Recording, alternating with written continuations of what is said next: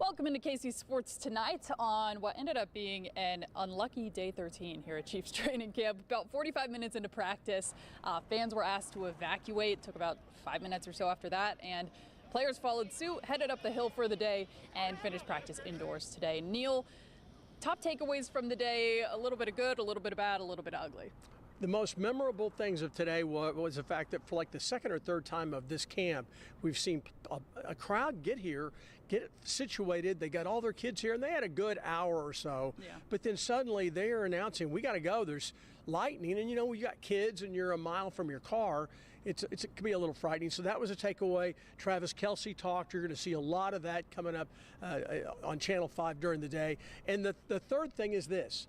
I got in trouble today with my boss. Uh-oh, I don't remember this. I do a lot of things wrong at work, but I didn't comment on her hair. She got a haircut. Thank you. Like 3 days ago. And I didn't. Well, I've been off for 2 days. So one of the guys from one of the other stations goes, "Hey, Marleah, I really like your hair." And she goes, "Yeah, Neal didn't even comment on it." Yeah, thanks. Neal didn't say anything. We work together so much. And the best part was after he said that, you were like, you looking at me, you're like, oh, I still can't really tell. It's like 6 inches. Okay, well, that's not what folks are tuning in for, probably. Well, if you would turn blonde, I would comment and I would love it. If you went blonde, I'd be all over it. Coming up. Okay, Travis Kelce's press conference today, that was indoors. Neal, anything significant? I know a lot of times we just kind of get, the X's and O's. He says he wants to win Super Bowls. He's working hard at camp. Anything stand out to you? Absolutely. There was a really intrepid young reporter who asked him how camp was going. And I thought it was interesting. He said, man, we are in the middle of it. It's really, he goes, I don't really worry about the group. I'm just trying to get in football shape. We're all just trying to get along. We're trying to get our timing. And it's a reminder that, I did a story with him on Sunday. Yeah. I followed him around. He didn't, with the camera, he couldn't get open. I mean, he was being covered all the time, and you could see he was just like, oh gosh. And it's a reminder. It is an early practice. They haven't even played the first preseason game. How many days until they open up the season down in Brazil? Oh, it's the 6th, so I'm bad at math, but about a month, 28? Yeah, so they've got plenty of time. We're up here. We have nothing really else to cover. When high school starts, we'll have that. When the Royals start winning again, we'll have that. But as a result, I think we put way too much stock on what we see at their practices, you know? Let's jump to Saturday's preseason game. We also heard from Carson Steele today. Steele is a guy who made his spot on the roster in the preseason games last year. I mean, he ended up scoring in the first 2 in Jacksonville. And he was a guy that created a little bit of buzz at camp. But to me, that was the kind of the argument that, Royals managers talk about with guys in AAA, make us have to put you on the roster. Carson Steele did that in the preseason games. Neal, are there any guys you're watching? Obviously, Patrick Mahomes, Travis Kelce, maybe we'll see him for a drive or two, but any bubble guys who have a big opportunity this weekend in Arizona? A bunch of guys, but I'm going to be watching Carson Steele. Really? I think that when he's got the football in his hands, he's talented. Let me tell you something. He got beat on every single pass blocking drill where they're bringing the top linebackers. He's got to pick them up to protect Patrick Mahomes. Remember games last year when they didn't protect Patrick Mahomes? You've got to be able to pick up your guy and stay in front of him. You don't have to knock him down, but you got to get in front of him and stay in front of him and not let him get to the quarterback.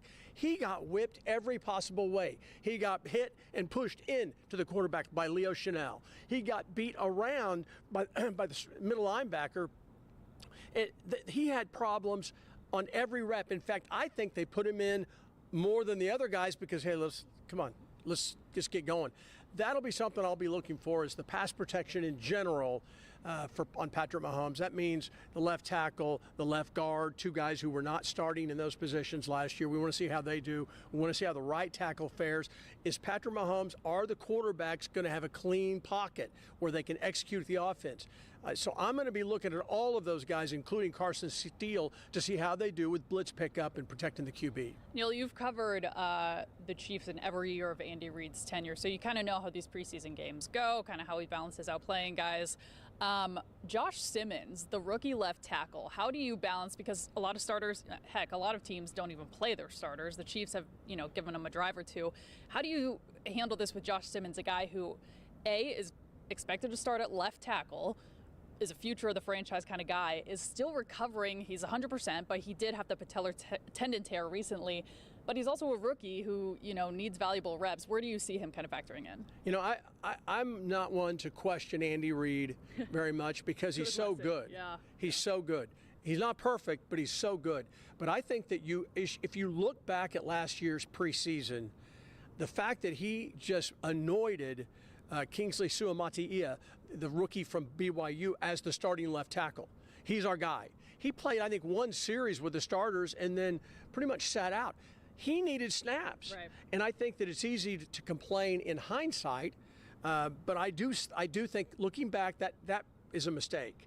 They could have found out a lot about him had they played him a little bit more, and they didn't. They chose to save him.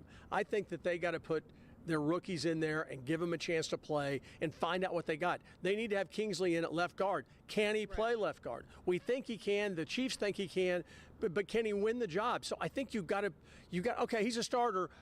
He's on our first string. He's got to play more than one series. I don't think Creed Humphrey does. I don't think that the other guys do necessarily. The other starters do. Even Jawan Taylor probably doesn't because he's a proven guy. But I think the rookies and the new starters probably need more than one series. And if you want to say, well, I'm saying Andy Reid was wrong last year, I'm saying that the circumstances kind of proved that was a mistake. No, that's the perfect way to put it, because we do have the benefit of hindsight. I take, had Kingsley gotten hurt, we would have said. I don't have hindsight. I can't remember what I did yesterday. That's fair. That is a very good point. But we get to see, had Kingsley gotten hurt in that game, we would have said, well, you knew he was your guy. Why doesn't he give, So it's, you can't win. You would have said that. Yeah. Well, take Hollywood Brown, for example, a guy who got hurt on the very first snap of the preseason. In that moment, a lot of people were like, well, why was he in there at all? But, again, we have the benefit of hindsight. And what happened today? If you looked at the first string wide receivers, you had one guy, Xavier Worthy running around as a first stringer. All the other first stringers were on the side. They were in uniform. Hollywood did not have he had shorts on, but they had their jerseys on and stuff. They didn't have their helmets. Rashee Rice sidelined today too. And that's the other big story. I know that, because you love Travis Kelce so much, and everybody does, we focus on him. The biggest story was that for whatever reason, Rashee Rice, and I think it was a leg, but I'm just guessing, there's a little bit of a tightness in the leg or something. He was walking around. He did not run, but he was doing drills and stuff. So I see the benefit of protecting undersized guys who you're gonna need. But I think these big guys, especially young big guys, you got to play. Yeah. Receivers have already been hit with a, kind of, what's the word I'm going to use? I was going to say epidemic? smackerel. Yeah. Smackerel? I like your smackerel? I like your epidemic is a little harsh, but an epidemic of injury. A flurry of injuries. A flurry of injuries? Flurry is better than smackerel. I would go flurry, epidemic, smackerel. We're getting off topic. Anyway, been hit with a flurry of injuries, with Hollywood Brown dealing with an ankle issue, Rashee Rice sitting out today, Sky Moore with the hamstring. He was back today, which, Neal, leads us to our final topic of the day. Sky Moore, does he make the roster? Putting you on the spot, because this is probably the hardest question, I think, when it comes down to roster management. A lot of it's going to depend on injuries. If guys are hurt, then he'll maybe have another opportunity. But if everybody's healthy, he's a guy. I don't see his ability to get separation when I look at him one-on-one with corners and safeties. But I don't know how accurate that is. Yeah. I know they trust him, they like him, they trust him to go in and be assignment sound. But I don't think I just don't think he's ever shown, he's a second-round draft pick, which means they thought he could really play. And he's never really, can you think of a play he's made? One play. Super Bowl touchdown is on that list, but outside of that. Yeah. And he's been really, he's really stepped in on special teams. He had, of course, the issues with the drops his freshman year, I guess, rookie year. Kind of improved in that sense. I mean, he had a big, hiccup in the... And how much do you think it hurt him? He had never been a punt return guy. That hurt his confidence. So he's having to do something and learn it at his first camp when they had hoped he could also be an every down running wide receiver. And looking back, you're like, gosh, I wonder how much that really took away. And you're right. That mistake in week 3, I think, up in Indianapolis, where he misplays a punt and fumbles at his 3-yard line. They give up a touchdown. They end up losing a game they had no business losing. It was terrible. He never looked comfortable as a punt return guy.